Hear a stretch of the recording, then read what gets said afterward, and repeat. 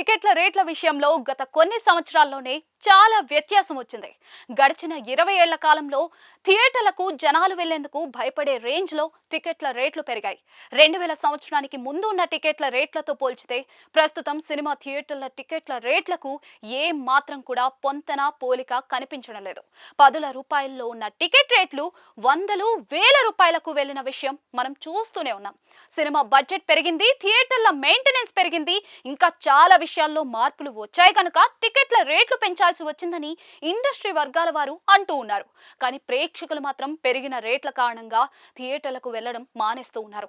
అప్పట్లో నెలకు ఒకసారైనా థియేటర్కు వెళ్లిన ఫ్యామిలీ ఇప్పుడు ఏడాదికి ఒక్కసారి చాలు అన్నట్లుగా భావిస్తున్నారు. అంటే సామాన్యులపై ఏ స్థాయిలో భారం పడిందో అర్థం చేసుకోవచ్చు. కరోనా తర్వాత థియేటర్కి వెళ్లే వారి సంఖ్య మరింతగా తగ్గింది. అందుకు కారణం ఖచ్చితంగా ఓటీటీలు అనడంలో సందేహమే లేదు. ఓటీటీ మార్కెట్ గడిచిన 5 ఏళ్లలో విపరీతంగా పెరిగింది. సాధారణంగా సినిమాలను థియేటర్లో చూసేందుకు ఆసక్తి చూపించేవారు, కానీ ఇప్పుడు ఓటీటీ స్ట్రీమింగ్ కోసం ఎదురు చూడటం మొదలైంది. థియేటర్లకు వెళ్ళాలి అంటే భారీ మొత్తంలో ఖర్చు చేయాల్సి ఉన్న కారణంగా ఓటీటీలో వచ్చే వరకు వెయిట్ చేద్దాం అనుకుంటున్న వారు చాలా మంది ఉన్నారు. ఓటీటీ సబ్స్క్రిప్షన్ విషయంలో పాజిటివ్ గా ఉన్న సామాన్యులు ఆ విషయంలోనూ భారంను మోయాల్సిన పరిస్థితి రావచ్చు అంటూ ఉన్నారు. ఓటీటీకి పెరిగిన మార్కెట్ కారణంగా నిర్మాతలు సినిమాలను ఆయా ఓటీటీలకు అమ్మేందుకు భారీ మొత్తంలో డిమాండ్ చేస్తున్నారట. దాంతో కంటెంట్ ను కొనుగోలు చేయడానికి ఓటీటీలు భారీ మొత్తంలో ఖర్చు చేస్తూ ఉన్నాయి. 5 ఏళ్ల క్రితంతో పోల్చితే ఇప్పుడు ఓటీటీలు కంటెంట్ క్రియేషన్ కి కొనుగోలు చేయడానికి బడ్జెట్ ను పలు రేట్లు పెంచింది. ఖాతాదారులు పెరిగినా కూడా పెరుగుతున్న ఖర్చుకు సబ్స్క్రిప్షన్ తో వస్తున్న డబ్బుకు సరిపోవడం లేదు అని అన్ని ఓటీటీల వారు అంటూ ఉన్నారు. అందుకే గతంలో లేని యాడ్స్ ను తీసుకొచ్చారు. అయినా కూడా ఓటీటీలు రాబడి పెంచుకునేందుకు గాను సబ్స్క్రిప్షన్ ఫీజ్ ను పెంచేందుకు రెడీ అవుతున్నట్లుగా తెలుస్తోంది.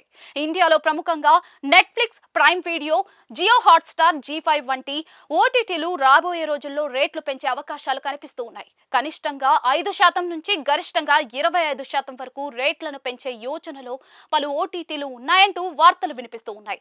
తమ వినియోగదారుల అవసరాలను బట్టి సింగిల్ డివైస్ స్ట్రీమింగ్ ఆప్షన్ ఇవ్వడం కూడా కొన్ని మొదలు పెట్టాయి. అలా చేయడం వల్ల ఖాతాదారులు అమౌంట్ తక్కువ ఖర్చు చేసే అవకాశం ఉంటుంది, కానీ ఎక్కువ ఖాతాలు తీసుకోవాల్సి ఉంటుంది. కనుక అలా ఓటీటీ యాజమాన్యంకు లాభం దక్కుతుందన్నమాట.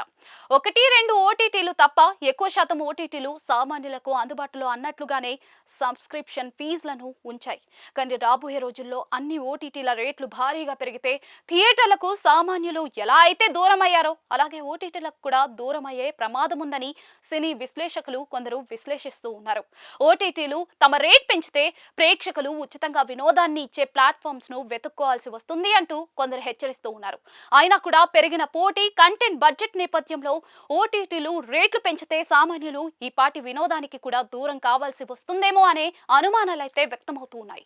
ఉన్నట్టుండి ఇదే ఏడాది పెంచే అవకాశం లేదు, కానీ రాబోయే 2-3 ఏళ్లలో ఓటీటీ ప్లాట్ఫామ్స్ తమ డిమాండ్ అనుగుణంగా పెంచే అవకాశాలైతే ఎక్కువగా ఉన్నాయనేది మార్కెట్ పరిశీలకుల అంచనా.